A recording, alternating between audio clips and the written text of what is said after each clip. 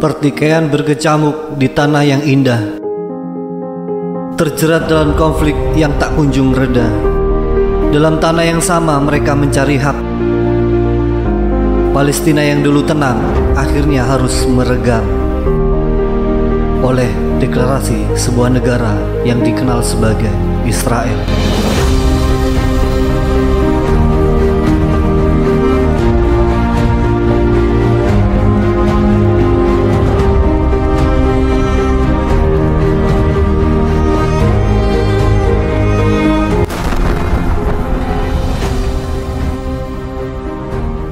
Negara Israel, sebuah negara yang selalu melekat dengan agama yang dianut sebagian besar masyarakatnya, yaitu Yahudi.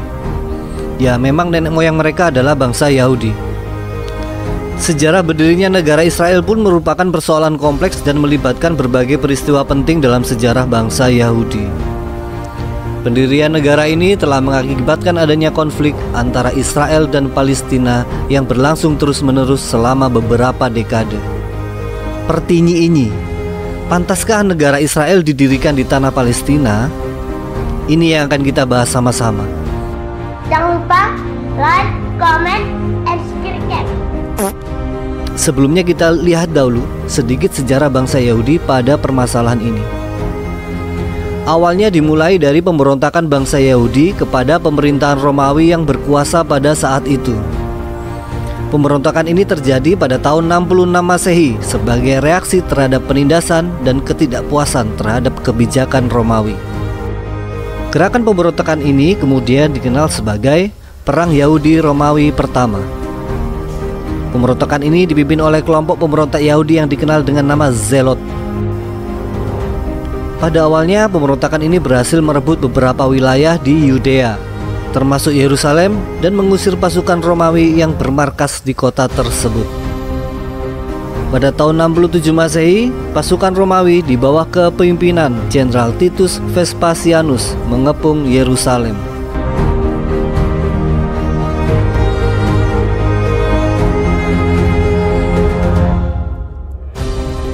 Pasukan Romawi berhasil merebut beberapa kota penting di sekitarnya, yang memutuskan pasokan makanan dan dukungan untuk pendukung Yerusalem. Pengepungan ini berlangsung selama berbulan-bulan dan mengakibatkan kondisi yang mengerikan bagi penduduk kota yang terjebak di dalamnya. Pasti kelaparan, sudah perang kelaparan lagi. Pasukan Romawi meningkatkan pengepungan mereka pada tahun 68 Masehi. Mereka membangun kem-kem dan dinding pengepungan di sekitar kota. Penyakit dan kelaparan mulai mewabah di antara penduduk Yerusalem yang terjebak di dalam tembok kota. Pada tahun 69 Masehi, situasi di dalam Yerusalem menjadi semakin kacau. Terjadi perpecahan di antara kelompok-kelompok pemberontak Yahudi yang saling bertempur satu sama lain. Keadaan ini semakin melemahkan perlawanan mereka terhadap pasukan Romawi. Pada bulan Agustus 70 Masehi, pasukan Romawi berhasil memasuki Bait Suci Yahudi atau kita kenal juga dengan Masjidil Aqsa. Mereka menghancurkan bangunan suci tersebut termasuk Baitullah dan membakarnya.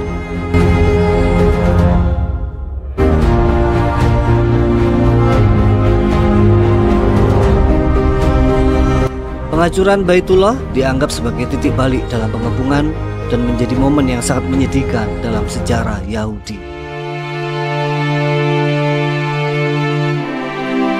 Sisa kelompok pemberontak Yahudi berjumlah sekitar 960 orang, termasuk perempuan, anak-anak, dan orang tua, melarikan diri dan mencari perlindungan di Benteng Masada. Benteng Masada terletak di Gunung Yudea di Israel dekat Laut Mati. Dibangun pada abad ke-1 sebelum Masehi oleh Herodes yang Agung. Benteng ini terletak di atas sebuah gunung batu padat yang menjulang tinggi dengan ketinggian sekitar 1.400 meter di atas permukaan Laut Mati. Benteng ini memberikan keunggulan pertahanan alami karena lokasinya yang strategis. Benteng ini pun akhirnya dijadikan sebagai markas oleh Yahudi Sikarii Zelot yang melarikan diri. 3 tahun berlalu, Pada tahun 73 Masehi, pasukan Romawi yang sudah jengkel dengan adanya pemberontakan melakukan pengepungan Masada di bawah komando Gubernur Lucius Flavius Silva. Pengepungan ini berlangsung selama 3 bulan yang melibatkan 1.500 tentara Romawi dan tahanan Yahudi yang dipaksa untuk memerangi saudara mereka. Setelah benteng dikepung, tembakan artileri zaman dodol pun bertubi-tubi diarahkan ke benteng. Karena letak benteng yang berada di puncak bukit, maka pasukan Romawi kesulitan untuk bisa masuk menyerang.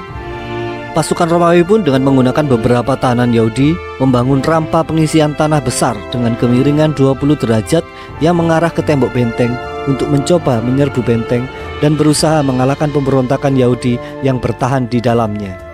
Kayaknya dari sini muncul pepatah biar sedikit lama-lama menjadi bukit ya. Bagaimana menurut Brosis? Ini timbunan tanah itu. Sampai sekarang pun masih bisa dijumpai. Meskipun situasi mereka semakin terdesak, para pemberontak Yahudi tidak bisa menyerang pengisi tanah karena yang bekerja adalah tahanan Yahudi, saudara seagama yang tertawan. Setelah jembatan tanah selesai, segera pasukan Romawi mengerahkan tank penumbuk tembok untuk meruntuhkan dinding benteng. Saat itu bulan April 73 Masehi, ketika pasukan Romawi akhirnya berhasil menembus tembok benteng, mereka menemukan pemandangan yang sangat mengenaskan. Semua orang di dalam benteng Masada telah melakukan bunuh diri massal. Bunuh diri massal ini hanya menyisakan 2 orang perempuan dan 5 orang anak kecil. Ternyata para pemberontak Yahudi menolak tunduk, mereka pilih mati daripada jatuh dalam penjara. Setelah pemberontakan Yahudi pertama, wilayah Yudea jatuh di bawah kekuasaan langsung Romawi dan menjadi provinsi Romawi yang berganti nama menjadi Iudaea. Meskipun demikian, ketegangan antara bangsa Yahudi dan pemerintah Romawi tetap saja ada. Pada tahun 132 Masehi, pemberontakan Yahudi kedua meletus. Pemberontakan ini dipimpin oleh Simon Bar Kokhba yang dianggap sebagai Mesias oleh beberapa Yahudi pada saat itu. Pemberontakan ini juga dipicu oleh ketidakpuasan terhadap kebijakan pemerintah Romawi dan upaya asimilasi mereka terhadap masyarakat Yahudi. Pemberontakan Yahudi kedua awalnya berhasil merebut kembali beberapa wilayah di Palestina dari tangan Romawi. Bar Kokhba memimpin pemerintahan independen sementara di wilayah tersebut. Namun pasukan Romawi yang dipimpin oleh Kaisar Hadrianus berhasil memadamkan pemberontakan pada tahun 135 Masehi.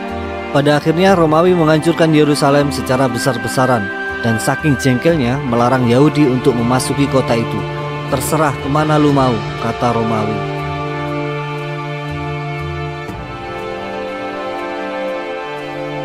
Pemberontakan Yahudi kedua berakhir dengan kekalahan yang telak dan penindasan yang lebih besar terhadap komunitas Yahudi. Sekali lagi, saking jengkelnya dengan Yahudi, Hadrianus juga menggantikan nama provinsi Iudaea menjadi Syria Palestina sebagai upaya untuk menghilangkan identitas Yahudi dari wilayah tersebut. Di sini sebenarnya sudah mulai jelas bahwa Yahudi sebenarnya sudah terusir dari Yerusalem. Tanah ini pun sudah diberi nama Palestina. Namun sayangnya dulu tidak dibuatkan sertifikat tanah ya bro. Ya karena BPN belum ada. Coba kalau sudah ada, pasti saya ikutkan program pronanya Pak Jokowi. Yahudi yang terusir bertebaran ke seluruh penjuru, namun mayoritas menuju wilayah Eropa. Peristiwa inilah yang dikenal dengan diaspora. Otomatis mereka pun tidak mempunyai negara. Seiring perkembangan zaman, wilayah yang disebut Syria Palestina dikuasai oleh kekhalifahan Turki Utsmani. Setelah 1800 tahun, tepatnya pada tahun 1891, gerakan Zionisme muncul sebagai gerakan nasionalis Yahudi asuhan Pak Theodor Herzl, seorang wartawan Austria yang mempromosikan pemulihan dan pendirian kembali negara Yahudi. Alasan Pak Theodor Herzl, hal ini karena Yahudi merupakan kelompok etnis dan agama yang unik, dan mereka membutuhkan negara sendiri untuk mengatasi masalah antisemitisme yang meluas di Eropa pada saat itu. Pertinyi ini, mau bikin negara kan harus ada tanah. Di mana adanya tanah itu dan bagaimana cara bisa mendapatkannya? Akhirnya diadakan kongres pertama Majelis Yahudi pada 29 Agustus 1987 yang dilaksanakan di Swiss dan dihadiri oleh perwakilan dari 17 negara. Hasil dari pertemuan itu adalah mereka sepakat untuk membangun sebuah negara untuk bangsa Yahudi. Kira-kira kalau menurut Brusis, mereka maunya di mana? Yap, benar. Maunya pastinya di Yerusalem. Tunggu dulu. Di Yerusalem kan ada Palestina. Oleh sebab itu, Kaisel pun menemui sultan penguasa wilayah Palestina dari Kesultanan Turki, yaitu Sultan Hamid II.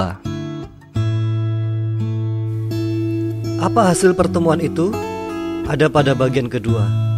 Biar kalian penasaran, bro. Sampai di sini dulu ya. Kita lanjut pada tayangan selanjutnya.